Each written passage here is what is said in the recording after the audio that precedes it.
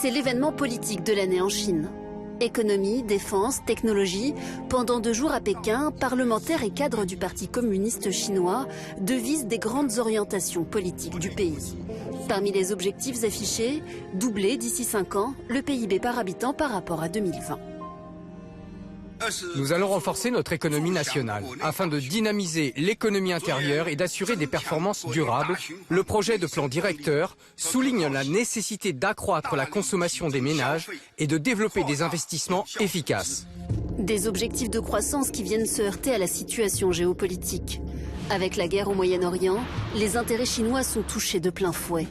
C'est plus de la moitié des approvisionnements chinois en hydrocarbures qui transitent par le détroit d'Ormuz, épicentre actuel des tensions. La Chine exhorte tous les acteurs à stopper les opérations militaires, éviter toute nouvelle escalade, assurer la sécurité du détroit d'Ormuz et éviter toute conséquence sur l'économie globale. Une réaction officielle qui reste assez timide à ce stade, d'autant que les exportations chinoises vers le Golfe pâtissent aussi de la situation au Moyen-Orient. Vu de Washington en tout cas, Pékin ne semble pas vraiment entrer dans l'équation iranienne. Quel est votre message aux alliés de l'Iran, à savoir la Russie et la Chine, qui ont appelé à un cessez-le-feu immédiat ? Je n'ai pas de message à leur adresser. Et ils ne sont pas vraiment un facteur déterminant. Notre problème n'est pas avec eux. Cela concerne les ambitions nucléaires de l'Iran. Alors, la Chine est-elle hors jeu ou attentiste au Moyen-Orient ces jours-ci? La guerre contre l'Iran peut-elle être considérée comme un affront diplomatique pour Pékin? La Chine va-t-elle devoir revoir ses partenariats et ses plans? Nos 3 invités sont donc Stéphanie Balme, bonsoir, politologue, spécialiste de la Chine et directrice du Centre de recherche internationale, le CERI, de Sciences Po et du CNRS. Selon vous, les conséquences de cette guerre peuvent être graves pour les approvisionnements énergétiques de la Chine, mais vous ajoutez, elle a des réserves et il y a toujours à Pékin l'idée d'utiliser les crises comme de nouvelles opportunités. À côté de vous, Emmanuel Véron, bonsoir. Bonsoir. Géographe, chercheur associé à l'INALCO, spécialiste de la Chine. Selon vous, la guerre au Moyen-Orient déclenchée depuis samedi ne va pas affaiblir la Chine, ni à court ni à moyen terme. C'est notamment ce qui explique que les Chinois ne surréagissent pas depuis samedi à ce qui se passe. Ils attendent de voir comment la situation va évoluer. Et à côté de vous, Anthony Dufour, bonsoir. Bonsoir. Vous êtes réalisateur, journaliste, ancien correspondant en Asie. Vous êtes rentré définitivement en 2019. Vous avez réalisé plusieurs documentaires sur la Chine. Selon vous, ce n'est pas facile d'être un partenaire de la Chine parce qu'on voit que cela n'offre aucune garantie, notamment militaire. Le régime chinois recherche avant tout à préserver ses propres intérêts. Et on démarre avec le chiffre du jour. Oui, la Chine va augmenter de 7% son budget de défense cette année, donc en 2026, plus donc que son taux de croissance économique attendu. Pékin prévoit de dépenser l'équivalent de 238 milliards d'euros, ce qui peut sembler important, mais qui reste 3 fois moins que le budget américain. Stéphanie Balme, est-ce que la situation en Iran peut expliquer cette augmentation de 7% ou c'était déjà prévu par le régime chinois? Oui, non, ça n'a absolument rien à voir. D'accord. Et en fait, on savait que ce serait ce chiffre-là dès le mois de décembre. D'accord. En fait, il y a eu, et puis les déclarations qui ont été faites aujourd'hui par le Premier ministre chinois ont confirmé à la virgule près tous les pronostics en fait, que nous avions fait, nous les spécialistes de la Chine. Non, ça n'a absolument rien à voir. Et par ailleurs, cette augmentation, elle est constante depuis des années. Et je trouve qu'il y a un autre chiffre qui est passionnant quand même et qui devrait nous faire réfléchir, c'est le niveau de recherche et développement et l'augmentation en fait des investissements en recherche par rapport au PNB qui reste le plus élevé de tous les pays de l'OCDE. C'est combien? Et qui explique 2,8 et qui explique très clairement la puissance technologique chinoise et son affirmation aujourd'hui dans le monde. Emmanuel Véron, cette attaque de l'Iran par les États-Unis, comment elle a été perçue par les Chinois? Comme un affront de plus? Ils sont proches des Iraniens, ils ont été proches des Vénézuéliens. C'est un affront supplémentaire après ce qui s'est passé avec Maduro? Indéniablement, oui. C'est un affront, c'est plus qu'une entaille, c'est un coup d'épingle assez significatif dans les dispositifs déployés par la Chine dans le cadre des fameuses routes de la soie dont on entend parler depuis au moins une grosse dizaine d'années, notamment au Moyen-Orient, notamment en Asie centrale, et notamment dans le cadre du partenariat renforcé entre l'Iran et la Chine, déployé depuis la période Covid et après, 2021, d'un fameux partenariat stratégique renforcé portant à 400 milliards de dollars pour une grosse vingtaine d'années, une génération portant sur des technologies, portant sur des sujets, notamment les technologies qui ont été utiles dans les reconnaissances et techniques policières pour les répressions iraniennes sur sa population au mois de janvier et avant, sur des sujets énergétiques. Et rapidement, on va le rappeler, mais 90% de ce qui est produit et vendu par l'Iran en matière pétrolière est vendu aux seuls clients chinois, ce qui fait qu'on a ce renforcement de la dépendance de l'Iran vis-à-vis de la Chine. L'Iran a plus besoin de la Chine que l'inverse, mais dans la stratégie chinoise au Moyen-Orient, la Chine a cherché à quelque part faire une sorte de pièce maîtresse de l'Iran au Moyen-Orient dans sa géopolitique, dans sa stratégie. Anthony Dufour, le silence assourdissant de Xi Jinping depuis samedi s'explique donc par un attentisme prudent. Et s'explique aussi parce qu'on attend Donald Trump à la fin du mois qui doit se rendre à Pékin. Et il y a une forme de politesse finalement dans la réponse chinoise. Tous les jours, au-dessus de Taïwan, des avions de l'armée populaire de libération volent au-dessus des îles taïwanaises pour en permanence agiter l'urgence auprès de la population taïwanaise. Depuis samedi, aucun avion chinois n'a volé au-dessus de Taïwan. C'est la première fois depuis 3 ans. Et ça n'est pas un hasard. Alors, on ne peut pas y faire directement un lien avec la crise iranienne, mais le fait que Donald Trump arrive à la fin du mois à Pékin, on voit qu'on prépare, sans réagir trop fermement à ce qui se passe en Iran et en étant très calme militairement dans la zone Asie-Pacifique. On va voir ce que dit la porte-parole du ministère chinois des Affaires étrangères. La Chine soutient l'Iran dans la défense de sa souveraineté, de sa sécurité, de son intégrité territoriale et de sa dignité nationale. Stéphanie Balme, pour autant, on ne peut pas imaginer qu'il y aurait une intervention militaire directe ou indirecte, c'est-à-dire une aide militaire de la Chine à l'Iran, ou si, dans sa réplique aux États-Unis. Ça paraît... Ce serait très étonnant. Évidemment, il faut réfléchir à tous les scénarios possibles, mais ce serait très étonnant. Bon, en fait, la Chine n'a pas réagi quand même. Et la Chine a réagi en expliquant qu'il fallait revenir des règles de multilatéralisme, de paix, a rappelé qu'ils étaient probablement le seul pays qui pouvait garantir des propositions de paix dans la région, à la fois sur le conflit israélo-palestinien, à la fois vis-à-vis de l'Iran. La Chine se pose en faiseur de paix. Se pose en faiseur de paix, mais toujours de manière extrêmement abstraite et avec dans des termes qui sont très peu concrets. Et en fait, sa réponse est de dire on est une puissance économique et on vient créer du développement. Ce que je trouve assez intéressant, c'est que cette Pax Sinica des pays de la route de la soie n'a jamais été fait partie. Il n'y a jamais eu une dimension militaire à cette Pax Sinica. Donc, en fait, ce n'est pas étonnant pour l'Iran que la Chine ne réagisse pas de manière militaire. Il n'y a absolument aucune attente par rapport à ça. Et c'est exactement ce qui s'est passé au Venezuela aussi. Par contre, ce que je trouve assez intéressant, c'est que c'est à la fois le Venezuela et ce qui se passe maintenant pose la question du positionnement vraiment international de la Chine dans le monde. C'est-à-dire quel type de puissance devient la Chine. Et par ailleurs, pour la Chine, ce qui est un vrai problème, c'est que Trump positionne la Chine, c'est la projection de puissance par l'économie et par le militaire. Donc il y a aussi un conflit sino-américain à travers ces guerres-là.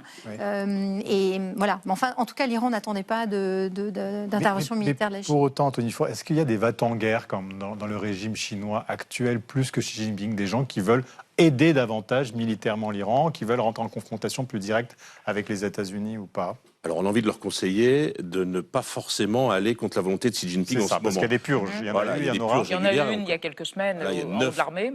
Hauts responsables de l'armée populaire qui ont été purgés, qui ne sont pas depuis ce matin à l'Assemblée nationale populaire. Donc on a envie de leur conseiller de garder la ligne.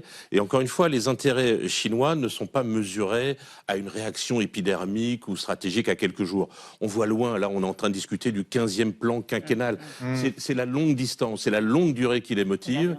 Et donc évidemment, les choix qui vont être faits aujourd'hui sont des choix qui doivent inspirer la puissance chinoise à long terme. Emmanuel Véron, le point commun entre l'Iran et la Chine, c'est quand même d'avoir une ligne plutôt anti-occidentale, non ? Absolument. Et ce sujet-là, c'est considérablement renforcé, un petit peu avant la période Covid, pendant la période Covid et après. Et c'est notamment l'idée de ce renforcement du partenariat depuis 2021 qu'on évoquait, mais aussi avec l'aide et le soutien, en fait, presque même propulsé, encouragé, encadré par la Chine, de l'intégration dans des mécanismes internationaux de l'Iran au sein des BRICS, au sein de l'Organisation de coopération de Shanghai, qui sont précisément des organisations internationales non occidentales, où le club occidental est à la porte, est à l'extérieur, il ne siège pas dans la pièce des discussions et éventuellement des accords. Donc il y a vraiment ce renforcement peut pas dire d'axe, mais en tout cas de cette relation dite stratégique, qui est un sujet important pour les équilibres au Moyen-Orient et qui traduit ce que vous disiez, ce qui traduit indirectement en fait que dans cette affaire militaire au Moyen-Orient, en Iran, il y a d'un côté les objectifs politiques et militaires israéliens qui se superposent en partie avec les objectifs américains, mais surtout une traduction de la rivalité sino-américaine au Moyen-Orient sur l'Iran. Autrement dit, c'est une manière pour Trump d'affirmer la puissance militaire, technologique, diplomatique, et de donner des coups d'entaille, même un peu plus, dans sa relation, en tout cas de position chinoise au Moyen-Orient. Oui, juste une précision sur le nucléaire. Il y a eu des envois de matériaux chinois en Iran. On a entendu ça pour la confection d'une bombe atomique ou pas du tout? C'est important, vous avez tout à fait raison de demander de préciser le sujet. De matériaux officiels, etc., a priori, non, ce n'est pas le sujet. En revanche, et c'est factuellement avéré, à travers différents canaux qui sont tout à fait structurés et solides, d'envoi de produits de perchlorate de sodium qui rentrent dans la composition de la propulsion de missiles balistiques. Donc la Chine participe, dans le cadre de ses relations militaires, coopération militaire avec l'Iran, à renforcer l'arsenal balistique. Mais pas nucléaire lui-même. D'accord, rien à voir avec le nucléaire, d'accord. Alors il y a eu la fermeture du détroit d'Ormuz. La guerre a eu du coup un impact direct sur l'économie chinoise. Et ceux qui la font, écouter ce marin qui travaille dans la marine marchande chinoise, justement. 不是，就是商船，就是在运原油的石油公司，就在船上运原油。就比如说现在中东那边不是打仗嘛，然后对我们公司也有影响，那边好多船过不去嘛，然后就是相当于。我们就上船机会就少了，就这样。 Stéphanie Balme, les conséquences sont très inquiétantes pour l'économie chinoise ou pas, notamment sur l'approvisionnement en pétrole, on l'a beaucoup entendu. Alors elles sont inquiétantes, d'autant plus qu'avec la succession des crises, la question des stocks chinois va véritablement être un problème assez rapide. Mais là, on touche au cœur du problème. C'est-à-dire qu'il y a un lien très fort entre l'équilibre interne de la Chine et la situation internationale. Et ce qui inquiète Xi Jinping et les opposants à Xi Jinping, c'est que ces effets-là aient des conséquences directes sur la qualité de la vie des citoyens chinois. À un moment qui est celui de l'Assemblée nationale populaire. Et donc, en fait, par rapport à la question que vous posiez avant, c'est-à-dire que je pense, de manière générale, la politique étrangère de Xi Jinping est relativement adoubée par le Parti communiste chinois. Pour autant que Xi Jinping arrive à mener des accords avec les Américains. Et en fait, il y arrive assez bien. La relation sino-américaine ne sont pas si mauvaises que ça. En revanche, les conséquences en interne de la dégradation de la position chinoise, c'est ça qui pose problème. Et là, les va-t-en-guerre en Chine peuvent considérer qu'il faut passer à un niveau plus idéologique et plus fort. Et juste pour revenir à la question du pétrole, 13% du pétrole importé par la Chine vient d'Iran. C'est quand même un problème. Oui, le fait de ne pas avoir ces 13% à disposition. 30% du gaz chinois vient du Qatar. Oui. Donc tout ce qui passe par le détroit d'Ormuz, quoi qu'il arrive, est bloqué. Ouais. Et on a entendu d'ailleurs le ministre des Affaires étrangères chinois, Wang Yi, qui a eu des mots très durs sur l'intervention américaine, évidemment, mais qui en même temps invitait l'Iran à ne pas s'en prendre à ses voisins et à toute la région pour permettre à ses alliés asiatiques notamment, ou en tous les cas à ses clients asiatiques, de continuer à être approvisionnés. Alors on va évoquer avec vous trois le fait qu'au Moyen-Orient, la Chine entretient des liens économiques avec l'Iran, mais aussi avec les pays du Golfe, les fameuses pétromonarchies. Oui, ces dernières années, le pétrole. Exactement, la Chine a multiplié ses investissements dans les pays du Golfe et notamment dans les infrastructures maritimes. Le port de Khalifa à Abu Dhabi aux Émirats arabes unis en est l'exemple le plus parlant. La Chine a en effet injecté plus d'1 milliard de dollars dans la zone industrielle attenante via des entreprises de logistique et de maintenance, de manutention. Ce hub maritime va donc lui permettre de sécuriser ses approvisionnements dans le cadre de ces nouvelles routes de la soie. Mais ce n'est pas tout. Le sous-sol d'Arabie Saoudite regorge de ressources qui intéressent particulièrement la Chine, de l'or, du cuivre et même des terres rares. Il y a 3 ans, Pékin et Riyad ont donc signé des accords d'investissement pour 10 milliards de dollars, parmi lesquels un projet d'exploitation minière de cuivre et la construction d'une usine de fer en Arabie Saoudite. Et puis plus récemment, c'était à la mi-décembre, le ministre chinois des Affaires étrangères Wang Yi a effectué une tournée au Moyen-Orient, aux Émirats, en Jordanie et en Arabie Saoudite, dans le but justement d'approfondir ces partenariats dans l'énergie, les infrastructures, mais aussi les nouvelles technologies. Et la Chine espère bientôt arriver à signer rapidement un accord de libre-échange avec tous ces pays du Golfe. Emmanuel Véron, est-ce que cette instabilité actuelle dans la région à cause de l'Iran et des États-Unis d'Israël va mettre à mal les intérêts économiques de la Chine dans ces pays du Golfe? À court et moyen terme, indéniablement. Pour des raisons simplement factuelles de rencontres d'organisations bilatérales ou multilatérales avec les différents pays du Golfe, différents pays arabo-musulmans de la zone.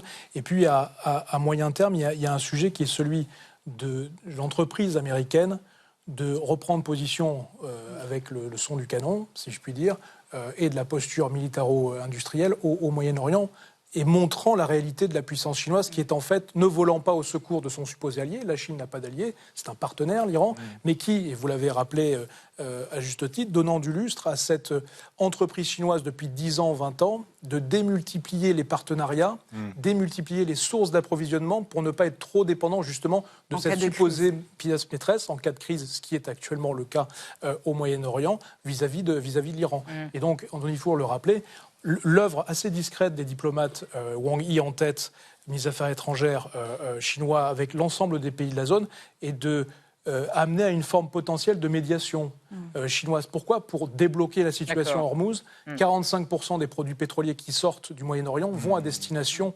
de la Chine. Enfin, tout ce qu'elle importe du Moyen-Orient, c'est 45%. C'est colossal. Et en échange, c'est des produits bien manufacturés à travers ces différents sujets commerciaux que la Chine exporte vers ces pays du Moyen-Orient. Vous avez dit un mot, la Chine n'a pas d'alliés, Anthony Dufour, ça veut dire quoi ? Il n'y a que des partenariats, c'est du pragmatisme au gré des nécessités, des besoins La Chine fait des routes. Alors elle a un allié, c'est la Corée du Nord, c'est le seul avec lequel il y a un engagement de défense réciproque, mais effectivement avec les autres, ça n'engage à rien. On voit bien qu'à Caracas, il ne s'est rien passé, à Téhéran non plus.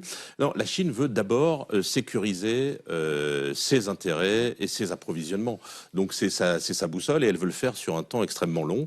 Il n'y a pas aujourd'hui d'autres agendas du côté chinois, tout ça pour préserver évidemment la tranquillité intérieure, parce que c'est la grande boussole des dirigeants chinois. Ouais.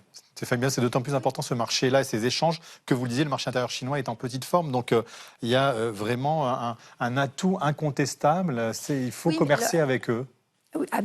Oui, alors l'idée d'avoir des partenariats dépolitisés, c'est pas inintéressant dans le monde d'aujourd'hui aussi, face à des États-Unis qui sont pas très visibles, dont la politique est pas très lisible, etc. Donc c'est pas, il y a quand même quelque chose d'assez intéressant qu'essaye de faire la Chine, dans l'idée de construire des alliances qui sont dépolitisées dans des espaces géopolitiques qui sont ultra politisés comme le Proche et le Moyen-Orient. Parce que moi, vous dites qu'elle a des alliés. Je dirais surtout que si on pense à l'Iran aujourd'hui, l'Iran est dans une logique de dépendance vis-à-vis de la Chine. Donc il y a les conséquences pour la Chine, mais il y a les conséquences pour l'Iran aujourd'hui. Et donc en fait, beaucoup de pays ont besoin de la Chine. Et ce que construit la Chine, c'est de la dépendance vis-à-vis de ces pays. Donc ça, c'est ça, la route de la soie. Les routes de la soie, c'est ça aussi, créer des dépendances de type économique et géoéconomique. Une petite nuance sur le sujet irano-chinois, c'est en fait dépendance vis-à-vis de la Chine des gardiens de la Révolution, qui ont accru leur relation à la Chine dans les logiques illicites et illicites, légales et illégales, des mollahs, etc., plus que du pays dans son ensemble. Voilà, simplement, oui, enfin en termes de consommation, je veux dire, pour l'un des rares pays qui permettait quand même à la population iranienne de pouvoir contourner un peu les sanctions économiques et qui pouvait aider, c'était la Chine. Donc même du point de vue de la population iranienne, cet arrêt du commerce avec la Chine pourrait avoir potentiellement des effets importants. Avançons, gardons du temps pour évoquer la Chine qui voit loin, qui voit à long terme. Précisément, l'ambition de la Chine, c'est de devenir d'ici 2049 la première puissance mondiale. Et regardez, ça c'est l'objet de notre archive, un objectif qu'elle prépare depuis plusieurs décennies, depuis des générations. On est en 85 et sous le règne de Deng Xiaoping. Shenzhen, en Chine méridionale, c'est le symbole de l'ouverture de la Chine. Depuis 1978, cette bourgade endormie pendant des siècles s'est transformée en grande ville. La population s'est multipliée par 10. Les immeubles poussent comme des champignons. La raison ? Shenzhen est l'une des 4 zones économiques que Deng Xiaoping a fait créer. La modernisation, a dit Deng, c'est la deuxième révolution de la Chine. Communisme et capitalisme se sont fiancés. Pour les 800 millions de paysans aussi, le changement n'est pas un vain mot. Enrichissez-vous, leur a dit une directive du gouvernement l'an dernier. Dans 3 générations, quand la Chine populaire fêtera son 100e anniversaire, la Chine sera l'une des nations les plus prospères et les plus puissantes du monde, affirment les dirigeants chinois. Les objectifs étaient déjà très ambitieux à l'époque, Anthony Dufour. L'un des objectifs qui vient d'être annoncé par les Chinois, c'est de doubler le PIB par habitant en 2030 par rapport à 2020. Est-ce que ce qui se passe en Iran actuellement peut remettre en question cette ambition ? Alors l'avantage quand vous faites prédiction à si long terme, c'est qu'il n'y a pas un contrôle immédiat. À très court terme, on voit qu'il y a une forme de modestie des prévisions économiques chinoises. C'est le plus, je crois lors de l'Assemblée populaire, ils ont annoncé à peu près un 5,5, 4,5 peut-être. Donc en tout cas, c'est le plus petit chiffre. Oui, le croissance, c'est le plus petit chiffre depuis 35 ans. Et le chômage des jeunes est considérable, 18%, c'est ça, explose. Absolument. Donc on voit qu'à court terme, il y a des difficultés. Ce qui permet de maintenir le grand rêve chinois, c'est aussi une forme de manière d'unifier la population autour d'un projet qui reste solide, et le parti continue de l'incarner. Vous nous rappelez pourquoi 2049 ? C'est une date, c'est le centenaire de la République populaire de Chine. Et donc c'est une date symbolique depuis la création de la République populaire. Stéphanie Balme, l'objectif c'est toujours d'être la première puissance mondiale. C'est ça quand même, les Chinois veulent d'ici 2049. Pas dans les termes de l'hégémonisme américain. Pas comme le diraient les Indiens, pas comme le dirait l'Inde. Oui, ni comme le dirait Modi. Mais je pense que c'est peut-être un moment de réflexion important pour nous, cette Assemblée nationale populaire, parce que moi je trouve la Chine quand même très fragilisée. La Chine, le système politique chinois, très fragilisé. On a parlé des purges politiques récentes, des militaires de ce niveau-là, à ce rang-là. C'est jamais vu depuis. Vous voulez dire que c'est un régime fébrile qui fait des purges de cette ampleur ? En tout cas, c'est ce que l'on peut lire, parce que la difficulté, vous pouvez l'imaginer, de faire des recherches dans la boîte noire du système politique chinois, c'est quand même intéressant. Mais ce que ça veut dire, c'est que le parti tient à réaffirmer et de redire à son armée que ceux qui ont le pouvoir, c'est le parti, c'est pas l'armée, c'est pas ceux qui tiennent justement les canons et qui pourraient réfléchir à un coup d'État. Est-ce que ça veut dire que des choses se préparaient ? En tout cas, ce qui est certain, c'est qu'il faut jamais oublier qu'il y a un spectre très large d'opinion politique au sein du Parti communiste chinois, et qu'il y a et que Xi Jinping est sur le point de recommencer un 4e mandat, et qu'en fait, ce régime politique n'a pas pensé la succession post-Xi Jinping, et donc il est face à une grande fragilité. Voilà, ça, je pense que c'est important de l'avoir en tête. Corroboré. Oui, fragilité économique, indéniablement. Le vieillissement de la population, qui ne fait que s'épaissir, si je puis dire. En tout cas, de la pyramide des âges vers le haut. Un découragement de la jeunesse, en plus du chômage, une difficulté à se réaliser, pas d'horizon véritablement désirable. Et puis, des problématiques structurelles et conjoncturelles liées à la Chine elle-même. Crise de l'immobilier qui n'en finit plus et qui est insoluble. C'est combien de dizaines de pourcents du PIB chinois, fondamentalement, l'activité immobilière en Chine, c'est colossal, c'est important. Et puis endettement local, endettement privé, endettement public, etc. Bref, un faisceau d'éléments qui montrent que l'économie chinoise n'est pas aussi vigoureuse qu'on aimerait le voir à Pékin, et qui, dans la logique de rivalité avec les États-Unis, vient s'accroître, et notamment de cette affaire de guerre au Moyen-Orient, de sanctions sur les technologies, de difficultés sur les technologies, la rivalité sino-américaine. Mais en même temps, Anthony Dufourcier, le conflit s'enlise au Moyen-Orient. On ne sait pas où ça va. Est-ce que ce sera malgré tout une victoire politique pour Pékin face à l'aventurisme américain, en quelque part ? C'est comme ça qu'il se positionne depuis quelques mois face à Trump. Oui. Nous sommes la stabilité. C'est très étonnant à deux points de vue. Je trouve que d'abord, le discours diplomatique chinois évolue de manière incroyable. Il y a quelques mois, vous savez, c'était les loups guerriers, ces diplomates qui étaient hyper agressifs. Les prises de position du ministère des Affaires étrangères étaient en permanence anti-Occident. Et là, vous avez un appel à l'ordre international. On est passé du loup guerrier à l'agneau légaliste. Donc, on a un changement de ton complet. Et puis, il y a peut-être aussi une petite fenêtre d'opportunité. Quand vous êtes à Pékin, vous voyez que les Américains ont déplacé une bonne partie de leurs moyens militaires vers le Moyen-Orient. Leur centre d'intérêt est en train d'évoluer. Il n'y a plus qu'un seul groupe aéronaval américain en Asie-Pacifique, et il est en maintenance dans le port de Yokosuka au Japon. Alors, à court terme, ça veut dire que Taïwan est beaucoup plus fort. Non, dans les prochains jours, il ne va rien se passer sur Taïwan, mais à long terme, ce redéploiement des moyens, s'il devait se solidifier, on va pas provoquer en ce moment du côté chinois. On va dire c'est très bien, laissons les choses continuer à prospérer dans ce sens-là. Très bien. Eh bien, écoutez, ce sera la chute et la conclusion. Votre image des loups guerriers et de l'agneau légaliste est magnifique. On va la reprendre. Merci à tous les trois d'être venus débattre ce soir.